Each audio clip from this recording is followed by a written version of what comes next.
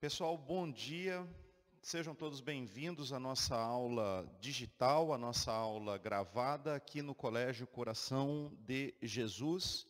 Professor Carlão, História do Brasil. Nós vamos trabalhar aí o livro 2, né?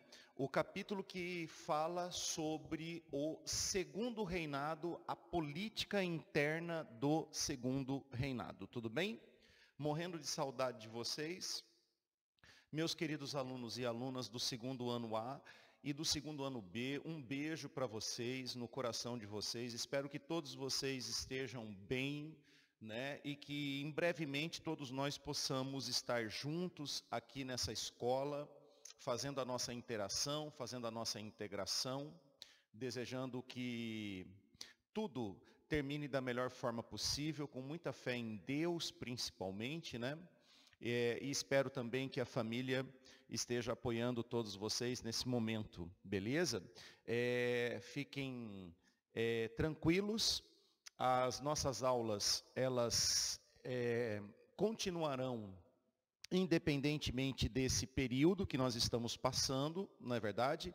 Através das nossas aulas digitais, como a gente já vem fazendo com vocês já há algumas semanas, tudo bem?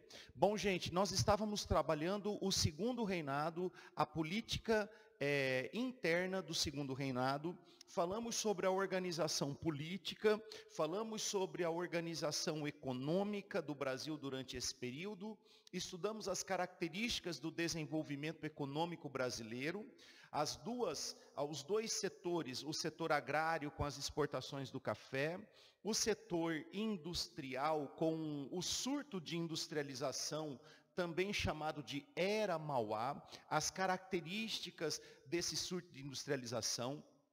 Trabalhamos com vocês também as consequências desse surto de industrialização, o desenvolvimento urbano, o desenvolvimento dos meios de transporte, a região sudeste se tornou polo industrial, a indústria têxtil cresceu enormemente, na verdade, o setor do transporte, o transporte ferroviário, foi o setor que mais se expandiu, mais cresceu no Brasil durante esse período desse surto de industrialização.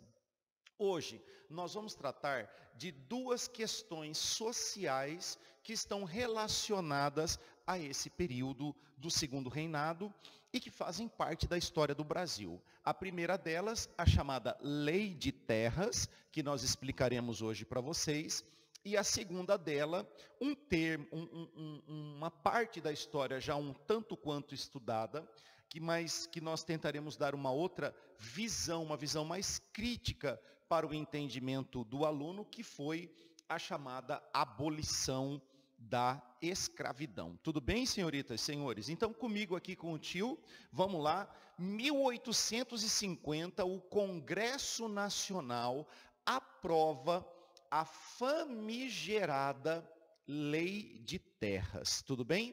Professor, por que você chama de lei famigerada, né? A Lei de Terras? Porque a Lei de Terras, jovens, ela não corrigiu distorções que existia no Brasil, no campo, no momento em que ela foi elaborada, mas ela apenas aumentou essas distorções, aumentou as desigualdades, aumentou as diferenças sociais, aumentou a concentração de terras nas mãos de uma minoria, dando ao Brasil agora, legalmente, uma estrutura agrária latifundiária. Jovens, o que são latifúndios? Latifúndios, de acordo com a definição da lei, são grandes propriedades rurais, enormes propriedades rurais, e muitas delas, diria eu, a maioria, sendo improdutivas, estando estas concentradas em mãos de uma minoria. Essa atual situação que nós vivemos nos dias atuais, qual situação, professor? As desigualdades no campo, a concentração fundiária nas mãos de uma minoria, a estrutura agrária latifundiária, essa atual situação que nós vivemos nos dias atuais, nós devemos basicamente a chamada Lei de Terras, que foi assinado pelo Dom Pedro devido à aprovação desta lei pelo Congresso Nacional. Bom, professor, mas o que determinava a chamada Lei de Terras? Jovens, de uma forma bem objetiva, de uma forma bem direta, para que você possa guardar, a Lei de Terras, de olho aqui na nossa lousa, determinava essas 3 coisas que eu coloquei para vocês aqui em azul. Primeira delas, o acesso à terra passaria agora, a partir da entrada em vigor da Lei de Terras, passaria a ser adquirida somente através da compra. Tornou ilegal a posse da terra por ocupação ou invasão e proibiu a doação de terras públicas que não fosse por meio de compra e venda. Então, basicamente, o que é que foi a Lei de Terras? A Lei de Terras foi uma lei que legalizou, que titularizou, deu título de propriedade legal a todos os proprietários de terras que existiam no Brasil, legalizou as suas terras e, ao mesmo tempo, estabeleceu que a única forma de acesso à terra que o cidadão brasileiro teria seria através da compra e da venda de terras. Isso quer dizer o quê, professor? Isso quer dizer, jovens, algumas coisas. A primeira delas é que a única forma de garantir a propriedade de uma terra seria para quem tivesse condições financeiras de comprar, de adquirir as terras, ou uma propriedade. Segundo, determinou que todos aqueles indivíduos que então tinham apenas a posse da propriedade, e essa posse foi através de doação de terras feita pelo Estado, essas terras elas seriam reintegradas às terras da União. E ao mesmo tempo, proibiu esta lei qualquer doação de terras públicas, tornou ilegal a doação de terras públicas a qualquer pessoa durante esse período. Professor, mas qual foi o impacto que a Lei de Terras trouxe para a nossa organização social? Jovens, de olho aqui no quadro. Em vermelho, eu coloquei para vocês em destaque essa observação de que a Lei de Terras limitou o acesso à terra como uma propriedade privada e beneficiou a elite proprietária. Trocando em miúdos, quem tinha condições financeiras poderia comprar terras livremente como bem entendesse. Professor, e quem não tinha condições financeiras? Quem não tinha condições financeiras estava limitada o acesso à terra, já que agora a Lei de Terras proibia a concessão ou a doação de terras pelo Estado para qualquer indivíduo que não tivesse condições de adquirir a sua própria propriedade. Isso trouxe como consequência principal essas duas que eu destaquei para vocês e que se encontram também na apostila. Quais as consequências trazidas pela Lei de Terras? Primeira delas, o aumento da concentração fundiária. O que é isso, professor? É o que nós chamamos hoje de latifúndios, na medida em que os indivíduos que tinham condições financeiras de adquirir terras, agora adquiriam, porque a Lei de Terras garantia a eles o justo título, o título de propriedade de terras. O que justificou no Brasil a formação de uma estrutura agrária, o que, gente? Mini ou latifundiária? Resposta: latifundiária. E é claro, né, ocasionou também o aumento das desigualdades sociais em que área? No campo. Professor, como assim desigualdades sociais no campo? Olha, jovem, se a estrutura agrária ela é latifundiária, significa que muita terra está nas mãos de uma minoria e que muita gente não consegue ter acesso à terra. Por quê, professor? Porque agora a terra, pela Lei de Terras de 1850, se transformou em uma propriedade privada, em uma propriedade particular. E o único meio de acesso à terra no Brasil, a partir de 1850, era através da compra, era através da venda de propriedades. É claro que a lei de terras, ela ocasionou um impacto na estrutura social do Brasil, que ao invés de diminuir, aumentou as desigualdades sociais. Em qualquer país que não haja uma divisão igualitária de terras para toda a sociedade, é um país que tem uma estrutura social desigual. É o caso de quem, jovens? É o caso do Brasil. Isso daqui, gente, vai fomentar, vai incentivar não só as desigualdades sociais, como também vai fomentar no Brasil as lutas do campo, beleza? Os conflitos rurais. Por quê, professor?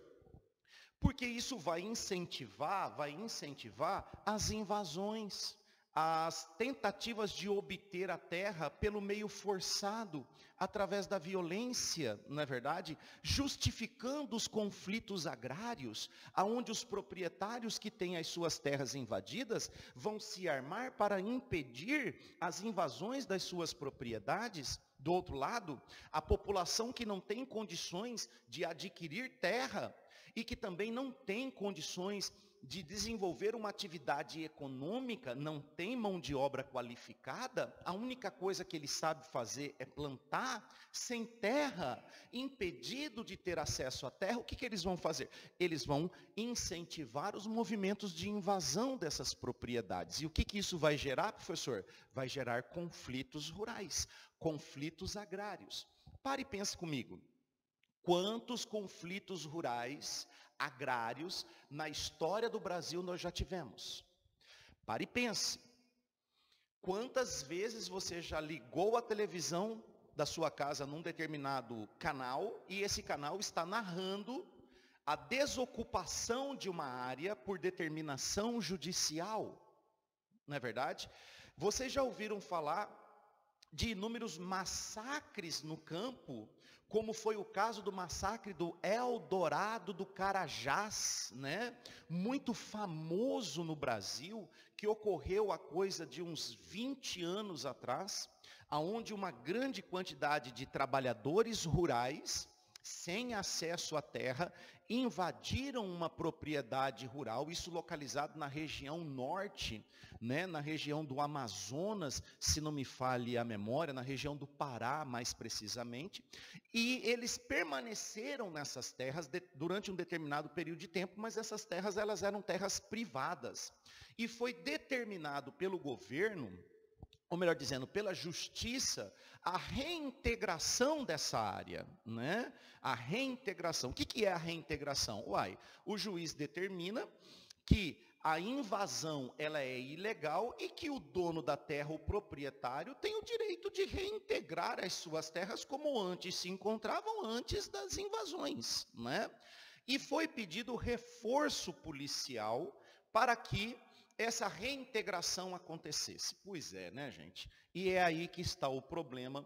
Acabou virando um conflito social muito grande, porque no momento da reintegração de posse, era uma grande propriedade privada, a polícia militar abriu fogo contra a população, atirou a esmo, fuzilou, executou muitos trabalhadores rurais. Não estou defendendo a polícia, não estou defendendo o proprietário, não estou defendendo os invasores, mas 19 pessoas morreram no conflito do Eldorado do Carajás, tudo bem?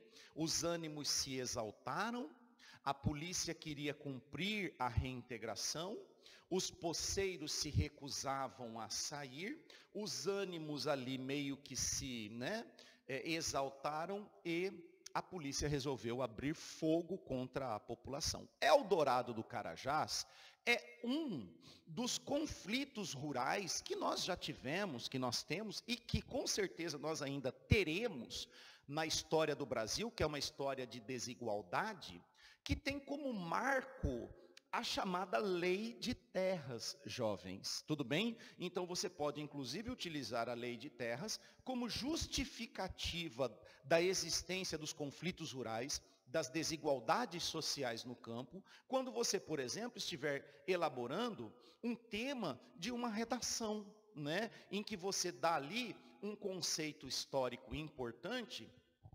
fundamentando a sua redação ao afirmar que a lei de terras é um dos fatores geradores de desigualdades sociais no campo dentro da história do Brasil. Tudo bem, meus queridos? Até aqui, espero que esteja tudo bem. Na próxima aula, nós resolveremos algumas questões com vocês a respeito do tema da política interna do segundo reinado. Tudo bem? Um beijo a todos, um abraço, espero que a gente se encontre na nossa próxima aula. Tchau, pessoal. Valeu.